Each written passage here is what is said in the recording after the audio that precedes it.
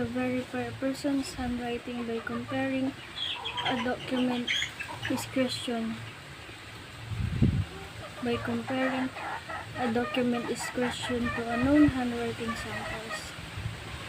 This term is prepared over handwriting analysis, which usually refers to those who attempt to determine the character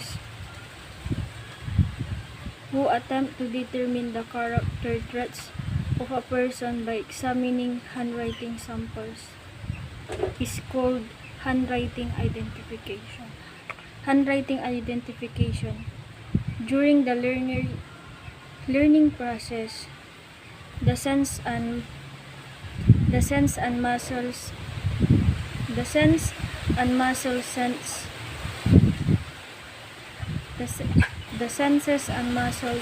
send message back to the brain to let it know how the sequence, timing, and force apply work out. The brain makes the adjustment needed.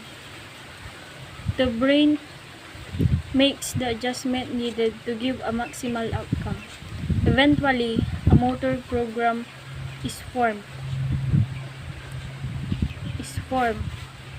This set of muscle commands that can be carried out with the correct timing and sequence automatically without feedback to give the possible result. Handwriting is the result of such stored motor knowledge. Handwriting is distal, meaning that it occurs at the extremities and involves fine motor activities as opposed to a skill like walking, which is proximal a large or gross motor skills.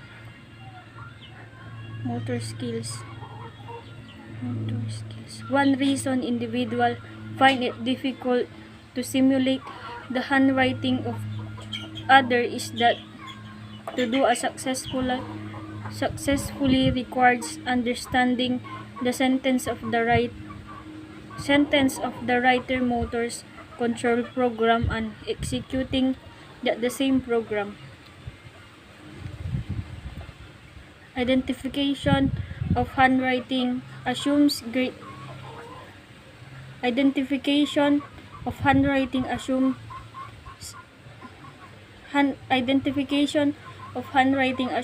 importance in court of law when the authenticity of signature is contested, even when the handwriting itself is not to be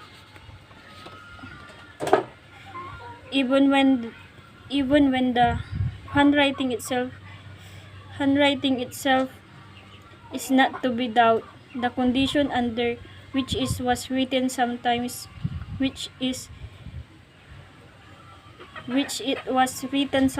because of great moment, such question as whether the writer's hand was forced or guided, and whether alternation were introduced after the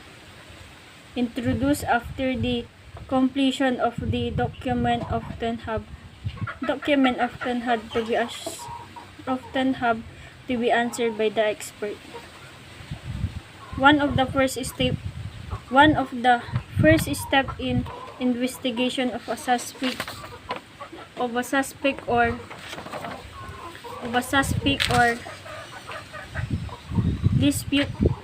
or dispute writing is to find some genuine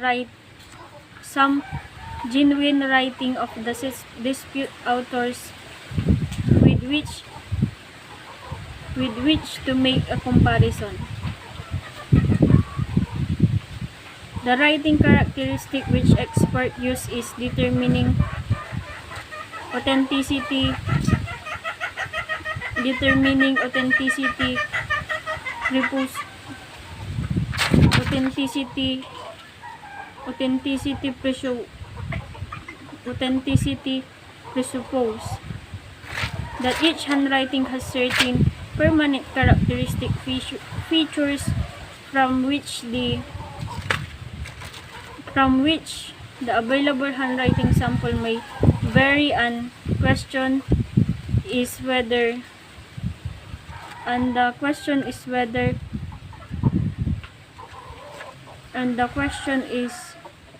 whether observed verification is within expert limit or beyond them. Many ingenious methods have been developed to determine the authenticity of a given piece of writing. Comparison of dates with age of paper, determining whether writing at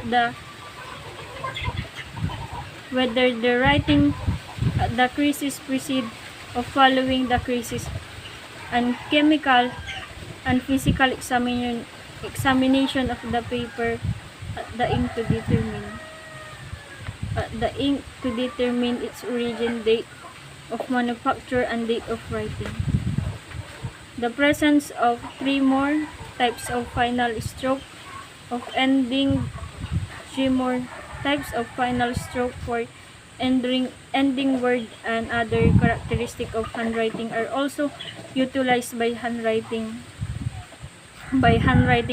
expert for identification purposes. However, handwriting experts usually limit themselves to question of identification only and do not embark on the kind of speculate personality analysis seen in graphology. Step of forensic document examination, analysis, comparison, and evaluation.